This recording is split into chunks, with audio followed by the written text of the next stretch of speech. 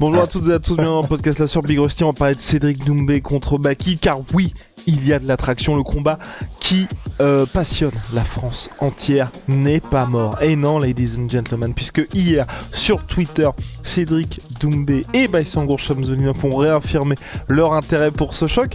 D'abord Cédric Doumbé qui répondait tranquillement à ses fans, puis il a dit bon allez les gars, PFL en taguant bien évidemment tout le monde, hein. On va le faire, Cédric Doumbé contre Baki. Donc on va voir ça avec Big Rusty, toujours avec le sourire. C'est parti, générique. Soit.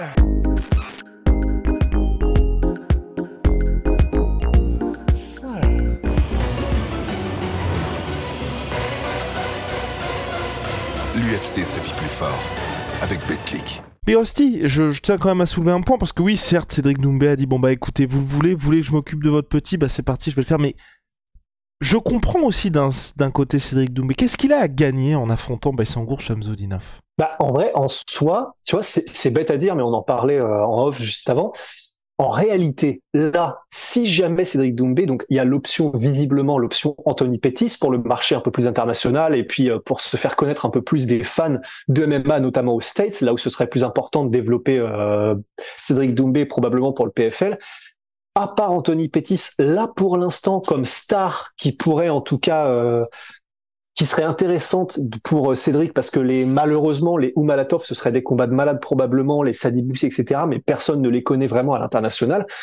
Et comme probablement que les Jake Paul en MMA c'est hors de question je pense parce que là il a pas assez pour le coup à l'international il a pas assez de traction Cédric Doumbé. Donc en fait, en vrai, probablement que là, Cédric, il a dû faire un arbitrage en mode bon. Si c'est pas Showtime Pettis et c'est toi qui me disais qu'en gros, c'est vrai qu'en plus d'un autre côté, Showtime Pettis, ça voudrait probablement dire que il le ferait aux États-Unis pour une carte un peu internationale, mais du coup, un combat entre Cédric Doumbé et Anthony Pettis, ça ne pourra pas probablement être le main event d'un PFL international. Et donc, ce serait un peu dommage entre guillemets, tandis que c'est vrai que un Cédric Doumbé contre Baki en France, tu fais là cette fois-ci l'événement qui est centré dès le début et prévu pour Cédric Doumbé parce que la carte en France du coup il s'était rajouté ensuite Cédric Doumbé. Là tu peux faire à mon avis sans aucun problème une arène à 30 000 personnes facile. Là je pense qu'il y aura aucun souci parce que les deux sont extrêmement connus et génèrent énormément d'engagement que ce soit Baki ou Cédric. En plus de ça, alors là les semaines d'avant combat, le trash talk parce que là Baki va répondre parce que Baki il aura aucun problème à venir trash talker et à rejoindre Cédric dans le jeu. Ça risque de faire des chiffres de malade en France.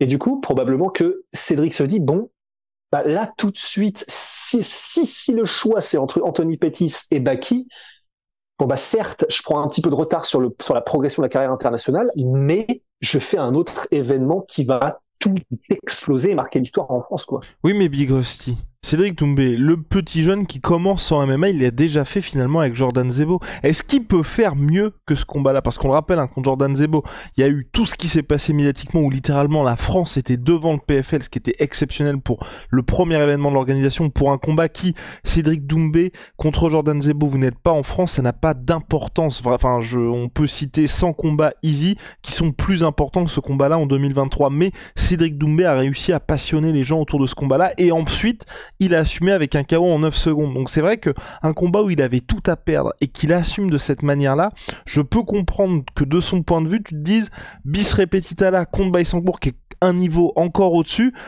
ça peut être compliqué. Ouais, c'est sûr. De toute façon, c'est clair que c'est pour ça que si jamais ce combat se fait et que ça n'est pas que des paroles, que ce sont pas que des paroles en l'air, encore une fois, pour le coup, et presque, j'ai envie de dire, encore plus qu'avant, Cédric Doumbé prend un risque parce que là, il a déjà fait le truc historique que personne pensait que c'était possible, à savoir effectivement un KO en 9 secondes contre un gars qui était potentiellement un de ses plus gros challenges parce que parce que Jordan Zebo, c'est quand même du gros niveau. Et comme il ne peut pas faire mieux, c'est vrai que là, on a encore plus tendance à dire, du coup, pourquoi accepter, sachant que c'est les mêmes risques qu'avant et que tu ne peux pas mieux faire. Mais d'un autre côté, je pense que, tu vois, c'est toi, tu vas me dire, tu vois, mais ça dépend si c'est un contrat qui peut négocier un truc malléable et donc qu'avec un combat où comme on sait les chiffres que ça va faire contre Baki, peut-être que financièrement il peut demander une petite rallonge au PFL ou un truc modulable en fonction de je sais pas trop quoi. Mais bah vu que, tu vois, j'ai envie de dire, c'est bête, hein, mais vu que Cédric Doumbé il a choisi le PFL parce que ça lui permet de faire plus de bif, bah autant essayer de faire plus de bif avec les combats les plus spectaculaires et qui vont générer le plus d'engagement, même si c'est en France. Donc dans cette optique-là, bah allons-y pour Baki. Hein. Ouais, d'accord. Big Hostie, là, il est à fond pour le Baki Cédric Doumbé. Ah Non, bah, bien sûr. Bien sûr. Oui, non, mais je suis d'accord. Après, c'est toujours, moi, je répète souvent cette phrase dite par Cyril après l'UFC Paris. Chaque combat est un risque. Et donc, c'est vrai que pour Cédric Doumbé, ce serait un autre risque contre Baïsangour Shamsudinov. Et il faut voir aussi pour lui qu'est-ce qu'il a de plus à gagner entre affronter un Baïsangour ou affronter un Pettis. On l'a dit, un Pettis, pour nous qui sommes fans, c'est pas fou. Mais par contre, ça t'ouvre les portes du marché américain qui est le endgame pour Cédric Doumbé, hein, je le répéterai jamais assez. Cédric Doumbé, il a eu une très grosse carrière en kickboxing. Là, il débute en MMA. Là où il est l'argent, c'est aux États-Unis, c'est avec le pay-per-view. Donc forcément, à un moment donné, Cédric Doumbé, il va devoir combattre aux États-Unis parce que c'est là pour lui est l'avenir. Et même si un jour, par exemple, il fait le titre du PFL, ça devrait, selon toute vraisemblance, être aux États-Unis pour lui. Donc forcément, il y a un moment donné où il va devoir passer par là. Et aujourd'hui, quand on voit la situation du PFL, c'est vrai qu'Anthony Pettis, ou d'ailleurs Pettis a call out Cédric Doumbé, et je crois que Cédric Doumbé avait répondu avec intérêt pour ça, c'est un peu un des seuls gars potentiels, comme tu avais dit Big Rusty en début de podcast, où ça peut être intéressant pour Cédric Doumbé. Mais c'est vrai qu'aujourd'hui, sportivement, Pettis c'est plus ce que c'était, et puis il y aurait je pense difficilement qu'il y aura une hype, mais, et c'est pas un petit mais, et c'est là tout l'avantage qu'a Cédric Doumbé par rapport à beaucoup d'autres combattants, c'est qu'aujourd'hui les gens paye ou en tout cas le regarde pour soit le voir perdre, soit le voir gagner. Donc peu importe l'adversaire, les gens quoi qu'il arrive vont voir Cédric Doumbé. Un peu comme quand McGregor il a fait son combat de comeback contre Donald Cerrone, tout le monde était déçu que ce soit cet adversaire-là, mais il a quand même fait 1 300 000 pay-per-view.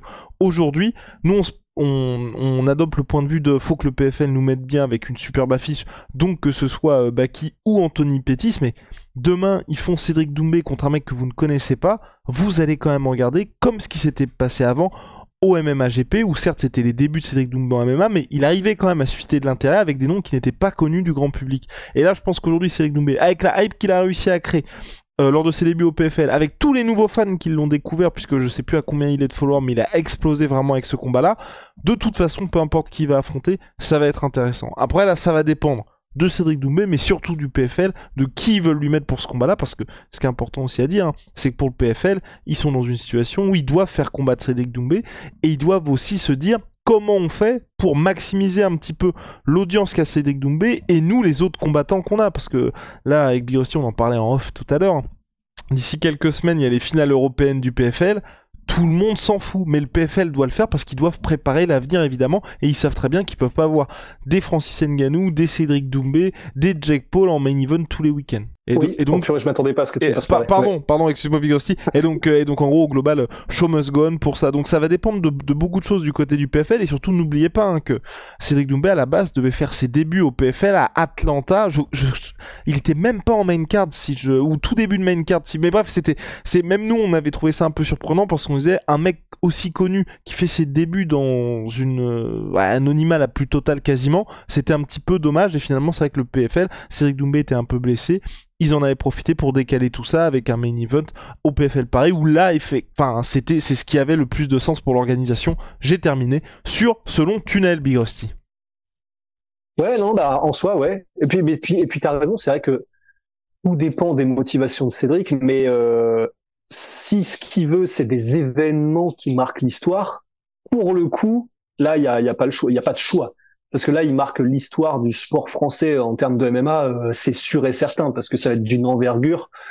Vu les chiffres, tu vois, nous, on peut se référer à nos chiffres à nous, par exemple, sur la sueur. Vu les chiffres qu'il y a eu pour le combat de Cédric Doumbé contre Jordan Zebo, un combat entre Cédric et Baki, je pense qu'on n'est pas prêt pour ce que ça va faire. Alors effectivement, on n'est pas prêt, mais Big Rusty, qu'est-ce que tu fais après pour Cédric Doumbé? Parce que c'est là aussi où c'est compliqué, c'est que t'as pas peur qu'il s'enferme là-dedans, parce que bon.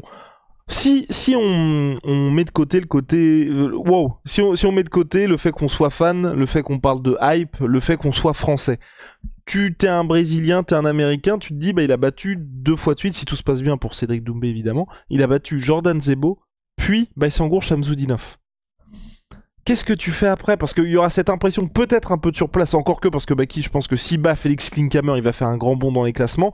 Mais en gros, vous captez, vous voyez l'idée, et que Cédric soit peut-être enfermé là-dedans dans être condamné à faire des combats pour la hype au détriment des, comme tu disais, ou Malatov, où sportivement c'est une dinguerie, mais personne ne le connaît, donc, et donc tu sais que, et même un Cédric Doumbé qui aujourd'hui, vous le voyez avec sa chaîne YouTube, avec tout ce qu'il y a en dehors du sportif, avec les sponsors, je pense que les sponsors vont pas payer autant pour un Oumalatov que pour un combat contre Baïsangour, donc il y a ça qui va jouer aussi évidemment, mais tu vois le risque de s'enfermer un petit peu là-dedans à la manière de, et c'est ce que je disais tout à l'heure en off, encore une fois, Big Rusty, ce fameux off, quand on parlait de Conor McGregor, où aujourd'hui Conor il a envie de combattre régulièrement, il a envie d'être actif comme au début de sa carrière, sauf qu'il atteint un tel statut qui fait que c'est pas possible qu'il soit ne serait-ce que comme main event. Il doit être main event, il doit être main event de pay-per-view, il doit être main event de gros pay-per-view pour l'UFC, et plus important encore, chaque fois qu'il combat Conor, vous avez vu, les cartes sont extrêmement faibles parce que tout est centré autour de lui, parce que l'UFC sait que les gens vont acheter le combat uniquement, enfin acheter le pay-per-view uniquement pour Conor. Et Cédric Doumbé, j'ai peur que lentement mais sûrement, il entre là-dedans pour le PFL, hein, toute proportion gardée. En vrai, si on a un Cédric Doumbé en mode, tu sais, comment s'appelle-t-il, Pudzianowski, ou en mode, comment s'appelle-t-il, tu sais, la star qui était la star du KSW, qui a affronté Pudzianowski d'ailleurs récemment, qui était en middleweight. Oui, mais... comment il s'appelle? Oui, c'est terrible. C'est terrible en plus. Oui. D'origine tchétchène aussi en plus. Oh, j'ai exactement sa tête là. Mais là, oui. je l'ai là. Mais oui. J'ai la musique d'entrée dans sa tête, dans les oreilles. Je ne sais plus. Ouais, vas-y, pendant que tu retrouves, en gros, et qu'est-ce qui empêcherait Cédric de devenir un petit peu une star, du coup, en France, où tous les événements sont faits autour de lui, tu sais que ça va faire un énorme ramdam, tu sais que ça va faire du bruit, et on lui apporte des challengers, même s'ils sont internationaux, en France. Mamed Khalidov. Voilà, c'est ça. Mamed. Du coup, en vrai, ça t'en penserais quoi? Alors certes, je sais que là, du coup, il n'y a pas les pay-per-view, il n'y a pas le marché américain, mais si le KSW fonctionne comme ça, probablement que le KSW a une bonne raison. Et qu'est-ce qui empêcherait que le PFL explose en France sur le marché français grâce à Cédric Doumbé, avec que des main events en France où on lui ramène des gars? Oui, probable aussi. Probable aussi, mais tout dépendra là encore de la direction que va prendre le PFL les prochains mois. Parce que, là, je serais très surpris, tu vois, que ça n'ait pas été le cas, mais à mon avis, sur les réseaux sociaux, c'est vraiment l'événement avec Cédric Doumbé qui a eu le plus de retentissement pour le PFL, tout event confondu qu'ils ont organisé. Même quand ils faisaient à l'époque, tu sais, leur tournoi là où ils distribuaient les millions, où malheureusement avec Kyle Harrison ça n'a jamais vraiment pris. Donc tout dépend aussi de ce que le PFL va se dire, et ce qui est possible aussi, que tu vois, quand on voit aujourd'hui qu'il y a de plus en plus de gros événements en Arabie Saoudite qui sont pas forcément un pays de pay-per-view, mais comme c'est diffusé mondialement, tu fais un gros event à Paris, tu le mets en pay-per-view, en tout cas tu fais tout pour que les gens sentent que c'est un énorme événement, peut-être que ça peut marcher, et comme ça, le PFL gagne de tous les côtés, dans le sens, ils font une énorme billetterie en France, et en même temps, à l'international, les gens vont être intéressés, parce que ce soit un Francis, que ce soit un Cédric Doumbé, les gens vont payer en France peut-être plus facilement que les gens auraient pu payer aux États-Unis pour ce genre d'athlète. Donc, avec les diffusions, à mon avis, tu peux aujourd'hui t'affranchir un petit peu des limites qu'il peut y avoir aujourd'hui. Donc, à voir pour la suite, à voir ce que le PFL veut faire, à voir ce que Francis veut faire, à voir ce que Cédric Doumbé veut faire. Mais ils ont, sur le papier, de quoi faire des prochains PFL en France des dingueries, mais vraiment des dingueries monumentales. Après, voilà, pour Francis, on en a déjà parlé dans un autre niveau dans sa carrière. Cédric Doumbé, c'est juste ce petit risque, tu vois, de s'enfermer entre guillemets dans sa carrière, mais l'avantage qu'il a, c'est, on l'a dit, c'est une superstar. Pour moi, tu vois, voilà, tu fais le combat Cédric Doumbé ou Malatov, si tu veux que les gens en parlent, ils vont moins en parler que Baki, mais tu le fais en France parce que tu sais que ça va susciter de l'intérêt. Tu fais ça aux États-Unis, c'est un petit peu compliqué. Donc c'est là aussi l'avantage qu'ils ont aujourd'hui, c'est que ils ont le marché français pour faire fructifier tout ça. Fructifier, ouais. On a fini, Birosti? Je crois. Hein. Donc voilà, pour la suite, vous avez compris, de notre côté, ce serait soit Anthony Pettis si on veut un petit peu de dollars, mais par contre, si on veut un gros event en France, un petit Baki Cédric Doumbé, Ce serait magnifique. Affaire à suivre. Shout out My Sweet Pea, My Sweet Protein. Moins 30% sur tout My Sweet Protein avec le code la sueur. Ça a sauvé mon dos, les gars. J'oublierai jamais. Merci My Sweet Pea. Oh. Eh oui, moins 30% sur tout My Sweet Protein avec le code la sueur. Et Ouais, j'oublierai jamais. j'oublierai jamais celui-là. Comment ça, tu l'oublieras jamais? Il est pas mort. Pas encore, mais on sait jamais ce qui peut se passer. Bref, et holy moly, la révolution dans les boissons énergisantes Big Rusty, c'est en poudre, c'est donc bien moins polluant que les boissons habituelles. C'est disponible sur leur site, code la sur 5 pour la première commande, moins 5 € et moins 10% sur vos commandes récurrentes avec le code la sur 10, c'est ya.